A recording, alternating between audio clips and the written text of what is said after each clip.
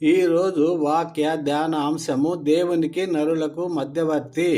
దేవుని బిడ్డలారా, ప్రభువైన యేసుక్రీస్తు నామంలో మీకు అందరికీ వందనాలు. ఈరోజు మనము చాలా ప్రాముఖ్యమైన ఒక సత్యాన్ని ధ్యానించబోతున్నాము. అదే దేవునికి నరులకు మధ్య ఉన్న మధ్యవర్తిని గురించి. ఈ అంశము క్రైస్తవ విశ్వాసానికి గుండెకాయ లాంటిది. దయచేసి నాతో పాటు 1 తిమోతి 2:5 వచనాన్ని చదవండి.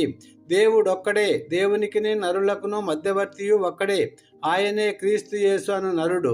ఆమెన్. దేవునికి నరులకు మధ్య ఉన్న అగాధం. ఆదికాండం నుండి మానవుడు పాపం చేసినప్పుడు దేవునికి మనిషికి మధ్య ఒక పెద్ద అగాధం ఏర్పడింది. దేవుడు పరిశుద్ధుడు, పాపాన్ని సహించడు.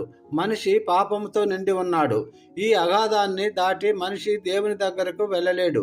దేవుడు తన పరిశుద్ధతను విడిచి మనిషి దగ్గరకు రాలేడు. యెషయా గ్రంథము 59:2 మనం చూసినట్లయితే, మీ దోషములు మీకును మీ దేవునికిని అడ్డముగా వచ్చెను, మీ పాపములు ఆయన ముఖమును మీకు మరుగుపరచెను, కనుక ఆయన ఆలకింపకున్నాడు. ఒక చిన్న ఉదాహరణ. ఒక నదికి 2 వైపులా ఉన్న మనుషులు ఒకరినొకరు కలుసుకోలేరు. వారికి మధ్య ఒక వంతెన అవసరం.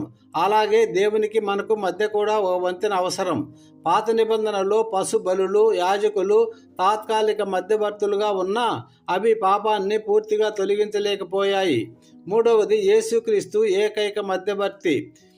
ఈ అగాధాన్ని పోడ్చడానికి దేవుడు తన కుమారుడైన యేసుక్రీస్తును పంపాడు.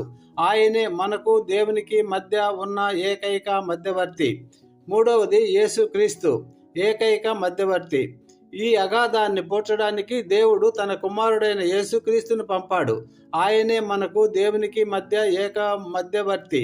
1 తిమోతి 2:5 వచనం స్పష్టంగా చెబుతుంది. దేవుడొక్కడే, దేవునికిని నరులకును మధ్యవర్తియు ఒక్కడే, ఆయనే క్రీస్తు యేసు అను నరుడు. యేసు దేవుడై ఉండి మనిషిగా వచ్చాడు. దేవుని స్వభావం, మనిషి స్వభావం ఆయనలో ఉన్నాయి. అందుకే ఆయన దేవుని వైపు నుండి మనిషిని, మనిషి వైపు నుండి దేవుని కలపగలడు. హెబ్రీయులకు రాసిన పత్రిక 9:15, ఈ హేతువు చేత మొదటి నిబంధన కాలములో జరిగిన అపరాధముల నుండి విమోచనము కలుగుటకై ఆయన కొత్త నిబంధనకు మధ్యవర్తి అయి ఉన్నాడు. వివరణ: యేసు మన పాపముల నిమిత్తము శిలువపై బలిగా మారాడు.